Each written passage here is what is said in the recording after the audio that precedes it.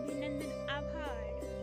Micro analysation team की ओर से आप संपूर्ण भारतवासियों को गणतंत्र दिवस की हार्दिक शुभकामनाएं। जैसा कि आप सभी जानते हैं, 26 जनवरी 1950 को हमारा संविधान लागू हुआ था, जिसने हमें एक स्वतंत्र गणराज्य बनाया और हमें हमारा अधिकार दिया। यह दिन केवल झंडा फहराने का दिन नहीं है, बल्कि उन महान महापुरुषों को याद करना चाहिए जिसने हमें दुनिया का सबसे महान और बड़ा संविधान दिया। आज हमारा भारत हर क्षेत्र में तरक्की कर रहा है, चाहे वह विज्ञान हो, खेल हो या फिर तकनीक की।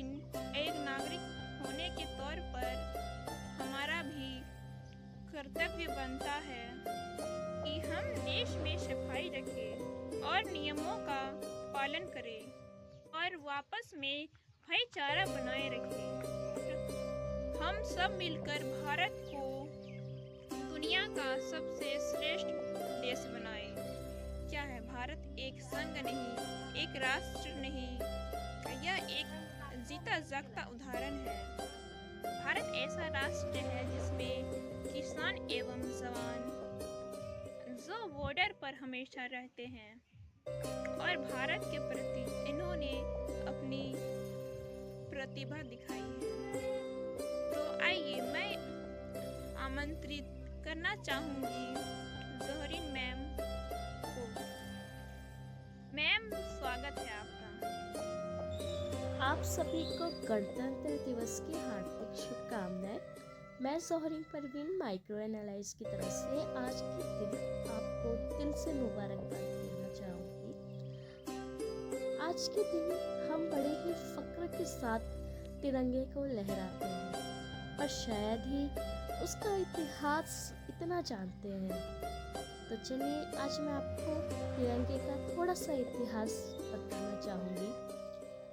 तिरंगा पिंगली वेंकैया ने डिज़ाइन किया था, जिसको ऑफिशियल्स ने 22 जुलाई 1947 के दिन अपनाया था। ये तिरंगा अंग्रेज़ों के खिलाफ एक मुहिम भी थी। इस तिरंगे में 3 रंग हैं, केसरिया, सफ़ेद और हरा। केसरिया रंग शौर्य और बलिदान का प्रतीक है, वहीं पर सफ़ेद रंग शांति और सच्चाई का प्रतीक है और हरा रंग उन्नति और समृद्धि का प्रतीक है। इसके बीच में एक नेवी ब्लू रंग का अशोका चक्र भी है, जो कि 24 स्पोक्स के साथ है, जो कि हमारे धर्मनिरपेक्षता और न्याय को दर्शाता है। तो इस बार तिरंगा लहराने के साथ साथ वेंकैया को भी याद किया जाए। शुक्रिया। न आन देश की न शान देश की, देश के हम संतान हैं। और न आन देश की न शान देश की, देश के हम संतान हैं। 3 रंग से रंगा तिरंगा अपनी ये पहचान है। मिटेंगे इसके लिए, इस पे जान भी कुर्बान है। जोहरीन मैम, तिरंगे का इतिहास बताने के लिए आपको बहुत बहुत धन्यवाद।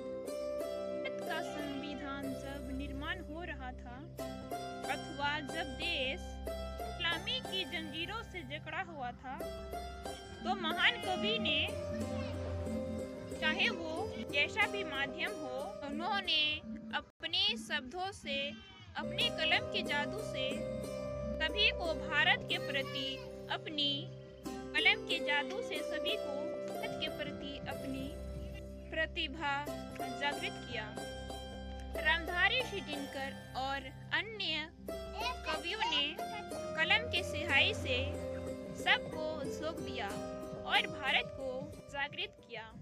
आइए आज संविधान दिवस के ऊपर प्रस्तुत करने जा रहे हैं शिपू सर। आप सभी को गणतंत्र दिवस की ढेर सारी शुभकामनाएं। आज मैं एक कविता प्रस्तुति करने जा रहा हूं, जिस कविता का शीर्षक है संविधान की वाणी। संविधान की वाणी भारत की आंखें खोल, अधिकारों के दाता कर्तव्यों के बोल, एकता का सूत्र विविधता का गान, भारत बनाता एक महान। संविधान की वाणी समानता का स्वर, न्याय का आवाहन, हम इसे अपनाएंगे, इसका करेंगे पालन। संविधान की जय, भारत का अभिमान। संविधान की वाणी हम इसके लिए जिएंगे, इसके लिए मरेंगे, देश की एकता इसको करेंगे पालन, अधिकारों की सम्मान, कर्तव्यों का दान। संविधान की वाणी भारत का सम्मान। जय हिंद, थैंक यू। सर, आपको दिल से शुक्रिया कविता प्रस्तुत करने के लिए। निश्चित ही ऐसा कविता जिसमें भारत के संविधान पर भारतवासियों की भावना समर्पित था, एक कविता नहीं लेकिन जीता जागता भारत का उदाहरण भी है। तो आइए इसी कविता को आगे बढ़ाते हुए मैं आमंत्रित करना चाहूंगी सौरभ सर को। सर, आपका स्वागत है। आप सभी को गणतंत्र दिवस की ढेर सारी शुभकामनाएं। भारतीय संविधान की प्रस्तावना। हम भारत के लोग भारत को एक संपूर्ण, प्रभुत्व संपन्न, समाजवादी, पंथ निरपेक्ष, लोकतंत्रात्मक गणराज्य बनाने के लिए तथा उसके समस्त नागरिकों को सामाजिक, आर्थिक एवं राजनीतिक न्याय, विचार, अभिव्यक्ति, विश्वास, धर्म और उपासना की स्वतंत्रता, प्रतिष्ठा और अवसर की समानता प्राप्त करने के लिए तथा उन सब में व्यक्ति की गरिमा और राष्ट्र की एकता और अखंडता सुनिश्चित करने वाली बंधुता बढ़ाने के लिए दृढ़ संकल्प होकर अपनी इस संविधान सभा में आज दिनांक 26 नवंबर 1949 को एतद द्वारा इस संविधान को अंगीकृत, अधिनियमित और आत्मार्पित करते हैं। जय हिंद, धन्यवाद। नागरिक का मान है, लोकतंत्र की शान है। हर नागरिक का मान है, लोकतंत्र की शान है। प्रस्तावना ही हमारे संविधान की शान है। सर, आपको बहुत शुक्रगुजार। ये भारत के संविधान प्रस्तावना इस सरल भाषा में समझाया, इसलिए आपको तहे दिल से धन्यवाद। अब अंतिम कड़ी में विधान को बनाने वाले, तैयार करने वाले और प्रारूप समिति भीमराव अंबेडकर और उनके सदस्यों द्वारा कितने उलझनों के बाद भी, कितना संघर्ष के बावजूद उन्होंने संविधान को बनाया, कितनी खूबसूरती से बनाया। इस प्रारूप समिति के बारे में जानकारी देंगे अमित सर। आपका स्वागत है। संविधान की वाणी देश की पहचान, अधिकारों का सम्मान, कर्तव्यों का दान। जय हो गणतंत्र, भारत का अभिमान। जय हिंद। आप सभी को माइक्रो एनालाइजेशन टीम की ओर से गणतंत्र दिवस की हार्दिक शुभकामनाएं। जैसे कि आप सभी जानते हैं, आज 77वें गणतंत्र दिवस हम सभी मना रहे हैं, क्योंकि आज ही के डेट पे भारत का संविधान 26 जनवरी 1950 को पूर्ण रूप से लागू हुआ था। आइए आज जानते हैं प्रारूप समिति की इतिहास। भारत सबसे पहले गुलामी की जंजीरों को तोड़ते हुए स्वतंत्र होता है, अर्थात दूसरे की तंत्र से आज़ाद होता है और स्वतंत्र होता है। 15 अगस्त 1947 के बाद 29 अगस्त 1947 को प्रारूप समिति की गठन होती है और इसके अध्यक्ष कौन होते हैं? कहते हैं, दुनिया में जो कुछ कर गुजर गए वो भारत के प्यारे भीम थे। दुनिया में जो कुछ कर गुजर गए वो भारत के प्यारे भीम थे। हमने तो इतिहास पढ़ा है जनाब, हमने तो इतिहास पढ़ा है जनाब, इतिहास लिखने वाले भारत के प्यारे भीम थे। जी हाँ, भीमराव अंबेडकर। और इनके साथ कौन मेंबर थे? अल्लादी कृष्णा अय्यर, एन गोपाल स्वामी अयंगर और K M Munshi, TP Khaitan, N Madhav, Mohammad Saadulla. प्रारूप समिति में ये 7 मेंबर थे और इन्हें सहयोग कौन कर रहे थे? भारतीय संविधान सभा के सलाहकार BN रॉय। 29 अगस्त 1947 से ही भारत का प्रारूप बनना तैयार हुआ और 1948 अक्टूबर तक, उसके बाद 1949 नवंबर तक, कुल कह सकते हैं कि 3 बार अलग अलग समय में संशोधन हुए।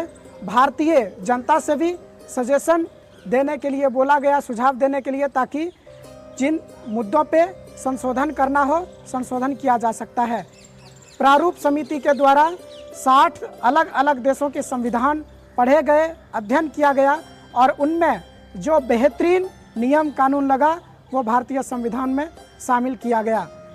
कहते हैं 11 सेशन कुल लगे थे भारतीय संविधान को लिखने में, 2 वर्ष 11 महीने 18 दिन और 26 नवंबर 1949 को भारतीय संविधान को अपना लिया जाता है। कुछ भाग उस दिन ही लागू कर दिए जाते हैं, लेकिन संपूर्ण रूप से 26 जनवरी 1950 को भारतीय संविधान लागू किए जाते हैं और उस दिन से हम सभी गणराज्य हो जाते हैं, गणतंत्र हो जाता है भारत। इसलिए कहते हैं भारत स्वतंत्र भी है और लोकतंत्र भी है और गणतंत्र भी है। तो आप ऐसे ही जैसे महान पुरुषों ने भारतीय संविधान को बनाया, लिखा, कठिन परिश्रम से, कठिन मेहनत से आप सभी प्रेरित हुए और भारत को आगे की ओर ले जाने के लिए भारत की अनेक संस्कृति, अनेक सभ्यता और अनेक धर्म होने के बावजूद भी एकता के सूत्रों में बंधा हुआ है। इसी प्रकार आप सब भारत के लिए काम करें और अपना बहुमूल्य योगदान दें ताकि भारत और आगे जाए और विकसित हो। अंत में कहना चाहूँगा, तुम्हारे हर तकलीफ़ों का मैं दवा हूँ, तुम एक बार हमें पढ़ो तो सही, हम भारत के संविधान हैं। पुनः आप सभी को माइक्रो एनालाइजेशन टीम की ओर से गणतंत्र दिवस की हार्दिक शुभकामनाएं। धन्यवाद। ये है देश का प्यार और लबों पे है आपका नाम, दिल में है देश का प्यार और लबों पे है आपका नाम। क्या है आपने ही करना वतन को सलाम, जैसा शिक्षक पाकर हुए हैं धन्य तमाम। अमित सर आपका बहुत बहुत धन्यवाद उप समिति पर विस्तार से जानकारी देने के लिए। सभी युवाओं को भारत के लिए संविधान में श्रद्धा होनी चाहिए। इस मेहनत से उन सभी महापुरुषों सबसे पहले गुलामी से भारत को आज़ादी दिलाई, उसके बाद इतना कम समय में इसका संविधान बनकर तैयार हुआ। अब हम आप संपूर्ण भारतीयों का जिम्मेदारी है कि भारत को विकसित भारत बनाने की अपना अपना हाथ बटाए, अपने अपने तरीकों से हम सभी धन्यवाद। माइक्रो एनालाइजेशन टीम की ओर से आप सभी को गणतंत्र दिवस की हार्दिक शुभकामनाएं। अंतिम कड़ी में मैं आप सभी को एक छोटा सा शायरी सुनाना चाहूँगी। जियो धर्म के नाम पर ना मरो धर्म के नाम पर, ना जियो धर्म के नाम पर ना मरो धर्म के नाम पर, इंसानियत ही है धर्म वतन का, बस जियो वतन के नाम पर। जय हिंद।